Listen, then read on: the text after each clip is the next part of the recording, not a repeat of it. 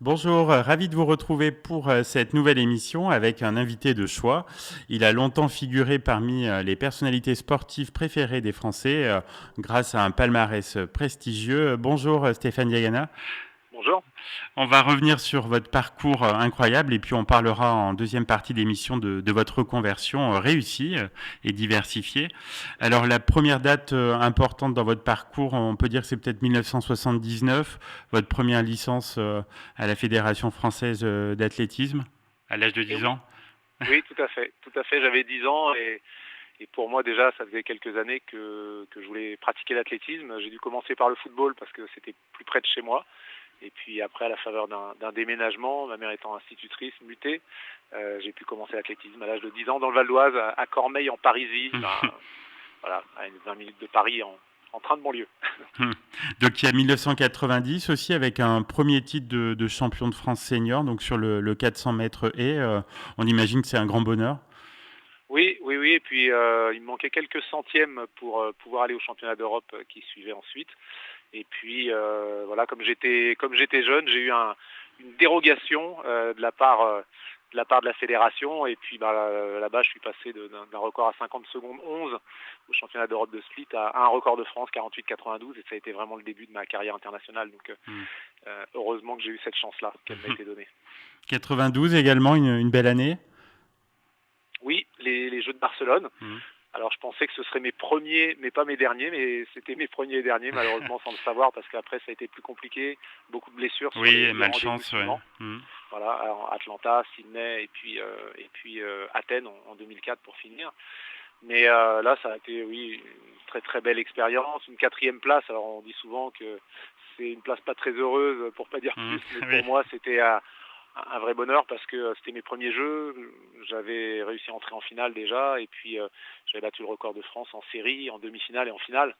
Donc on peut pas avoir beaucoup de regrets, surtout quand on est battu par plus fort que soi Hmm. et notamment par celui qui établit ce jour-là le recordman du monde, Hmm. Kevin Young, qui établit le record du monde ce jour-là et qui est toujours le record du monde aujourd'hui. Hmm. 1997, un grand cru également. Oui, là ça a été après pas mal d'attentes le premier titre mondial, Hmm. titre individuel sur 400 mètres haies avant d'en connaître un autre plus tard au En Stade de France 2003. en 2003, voilà, Hmm. avec mes collègues du 4x400 mètres. Hmm. En 2004, vous avez mis un terme à votre carrière sportive. On se dit quoi à ce moment-là? On se dit, c'est un mélange de sentiments. J'arrête en préparation pour les Jeux d'Athènes avec une blessure.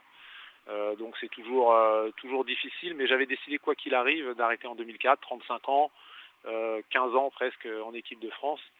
Et je m'étais dit que j'avais fait quand même le tour de la question, donc un peu de tristesse forcément, hein. Bien On se sûr. sent, on quitte à une passion, en tout cas la compétition.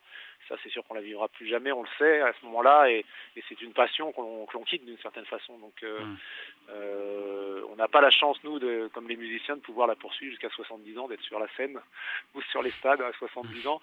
Donc voilà, c'est un mélange de tout ça, mais aussi vraiment le sentiment d'avoir euh, bien tiré mon épingle du jeu et exploité mes capacités au mieux. Absolument. Et est-ce que vous aviez une idée à cette époque précise de votre reconversion? Alors j'avais une idée, en tout cas j'avais envie de me lancer dans des projets, si ce n'est d'entrepreneuriat, en tout cas d'intrapreneuriat, d'innovation, de création, parce que ça m'a toujours attiré, c'est ce qui ressemble à la vie de sportif. Il y a une dimension de stratégie qui est importante, des choix qui sont à faire importants, des choix de vie. Il y a une dimension prise de risque aussi, évaluation du risque, hein, mais prise de risque aussi. Et puis engagement dans le moyen terme et dans le long terme. Donc je me suis dit que j'allais retrouver dans ces projets-là des choses que j'ai pu connaître dans ma carrière sportive. Et c'est à peu près vrai, il y a des choses qui sont différentes, mais il y a quand même pas mal de similitudes. Et c'est pour ça que j'aime les projets. Voilà, ce sont des projets qui challengent beaucoup au quotidien. Et quand on est sportif, on aime ça parce que on sait que dans la difficulté, on se construit aussi beaucoup plus que dans la facilité. Hmm. Donc vous êtes notamment conférencier en entreprise sur la performance et le sport santé. On imagine que vous êtes très sollicité. Oui, oui. Oui, assez. Alors beaucoup moins en ce moment, Oui, puisque bien sûr. la période, la période forcément qu'on a connue rend les choses de ce côté-là compliquées. Mais c'est vrai que je suis sollicité depuis même avant la fin de ma carrière. Donc j'ai arrêté il y a 16 ans maintenant. Et quand j'étais athlète, déjà, les entreprises me sollicitaient parce que sans doute parce que quand je parlais d'athlétisme et de compétition, je ne parlais pas que de technique, mais je parlais aussi des relations humaines, de la gestion de projet et de tout ce que j'ai pu mettre en œuvre avec mon entraîneur, en l'occurrence Fernand Hurtebise, qui est au-delà d'être un grand technicien, un grand manager, puisqu'il entraînait un groupe d'une quinzaine d'athlètes mixtes, hommes-femmes, venus de tous les horizons, et il faut connaître le management multiculturel, il faut connaître le management des projets d'excellence, il faut avoir des qualités de meneur d'hommes aussi, et c'est ça qui a fait la différence au-delà de ses qualités techniques. Donc voilà, ce sont des choses que j'aime partager. Et puis après, j'ai eu un cursus en école de commerce qui m'ont fait encore plus comprendre les enjeux du sport de haut niveau sur ce plan-là. Vous êtes, on le sait, un fervent militant de la cause antidopage. Comment vous agissez en la matière ? Alors j'ai été engagé pendant 4-5 ans auprès de l'Agence mondiale antidopage